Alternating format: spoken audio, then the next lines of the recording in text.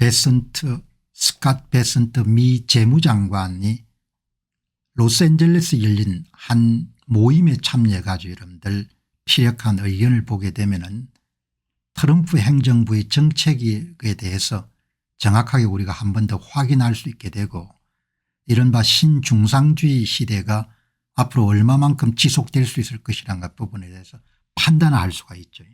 그래서 이 스캇 베선트 재무장관의 주장은 정확하게 이런 트럼프 행정부의 그런 노선일 뿐만 아니고 도널드 트럼프 대통령이 갖고 있는 신념과 일치하는 것 같습니다. 그 기사가 중요하니까 오늘 한국경제신문의 일면 톱 기사로 이 벤선트 재무장관 이야기를 소개했네요. 밀큰 컨퍼런스가 아마 LA에서 열린 모양입니다.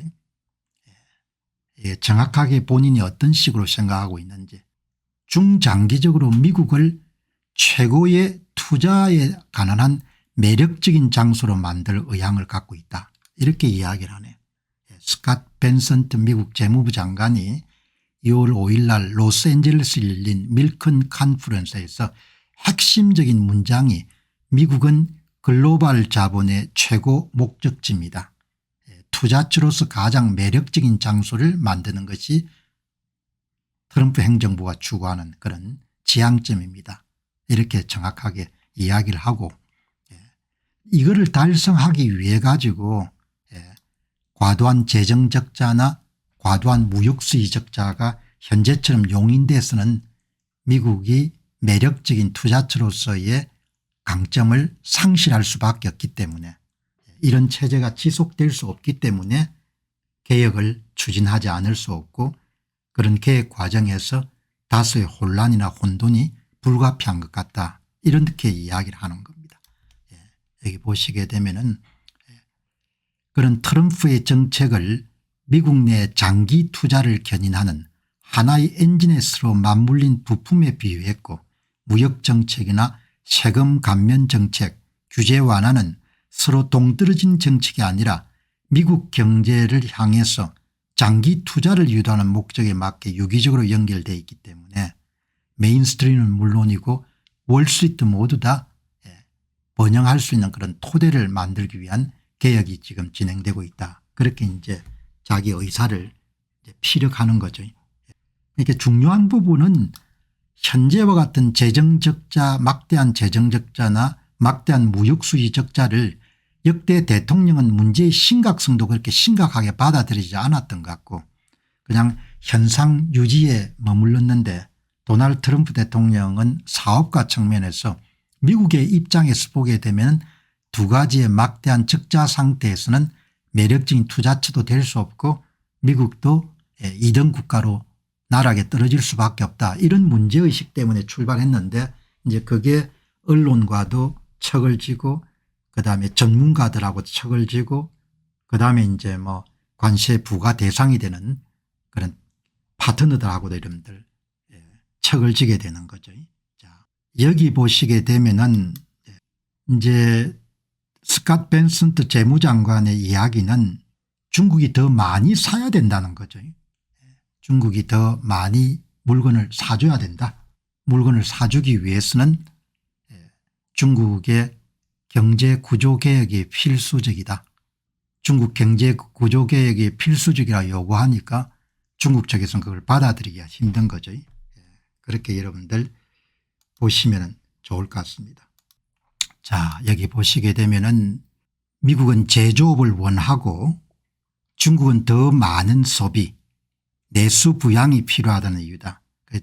중국의 경제구조 개혁을 통해서 더 많은 상품을 소비해 주는 그런 경제로서의 전환을 촉구하기 때문에 중국 측에서는 신중상주의 정책에 따라 가지고 패권을 추구하는 그런 전략에 차질이 생기기 때문에 현재 미중 협상이라는 부분들이 그렇게 원활하게 이렇게 진행이 되지 않는 이런 부분으로 보시면 좋겠네요.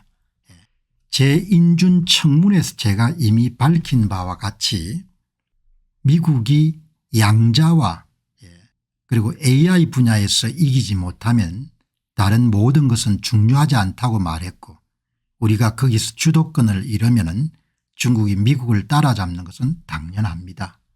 그렇게 보면은 이제 벤슨트를 중심으로 해가지고 트럼프 행정부가 추구하는 것이 중국의 패권에 대한 도전 이런 부분에 대한 브레이크를 거는 차원의 노력들이다. 이런 부분을 엿볼 수가 있는 거죠. 자, 그다음에 이제 뭐 우크라이나 전쟁, 전쟁에 대한 부분에 나오고, 그다음에 시장은 안전이 아니고 안정을 찾을 것이다. 안정을 찾을 것이다. 최근 급등한 미 국채 금리와 관련해서는 일본이나 중국 같은 그런 채권 보유액이 많은 나라에서 팔아치운 것이 아니고 미국 정부의 신용 리스크가 사라지면 금리는 자연스럽게 내려갈 것이고, 지난달 미국채 금리 급등에 대해서도 빚을 많이 지고 국채를 매입했던 매우 큰 포지션을 가졌던 헤지 펀드가 불확실성과 충격이 발생하며 시장에 급히 국채를 내다 팔면서 국채 가격이 내려가고 미국채 수익률이 올라간 것이다. 그렇게 여러분들 분명하게 이야기를 하는 거예요. 헤지펀드 출신이기 때문에 비교적 여러분들 이런 현장에 대한 정확한 진단을 하고 있을 것이다. 우리가 시도하는 것은 인플레이션 없는 성장으로 돌아가는 것이고, 제가 여기에서 제 임무를 수행하는 이유도 미국 정부의 신용 위험을 없애는 것이고, 그렇게 하면 금리가 자연스럽게 하락할 것입니다. 정부 차입을 서서히 줄여나가면서 매년 재정 적자 규모를 1%씩 줄이고 장기적으로 3.5%까지 재정적자 수준을 현재 6.4%부터 3.5%까지 줄이는 겁니다. 이렇게 주장하지 않습니까? 자, 여러분 여기에서 한번 이제 보시게 되면은 역대 미국 대통령이 했어야 될 일을 트럼프 대통령이 지금 하고 있는 거죠.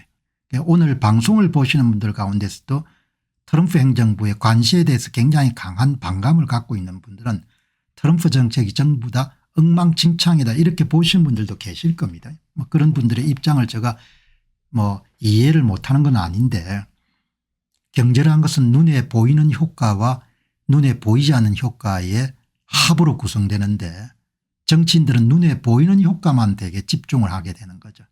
그래서 미국이 갖고 있는 구조적인 문제를 대부분 그동안 눈을 감았던 겁니다.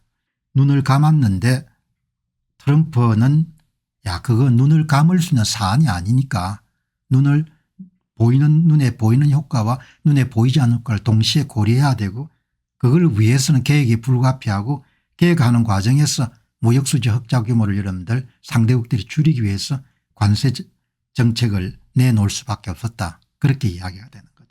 그런데 이제 대부분의 그런 트럼프 행정부가 추구하는 그런 정책 노선은 미국의 다수의 이런 중산층들은 박수를 보낼지 모르겠지만 뭐 언론이라는 지식인들은 강하게 반발하는 그런 추세가 진행 중인 거죠.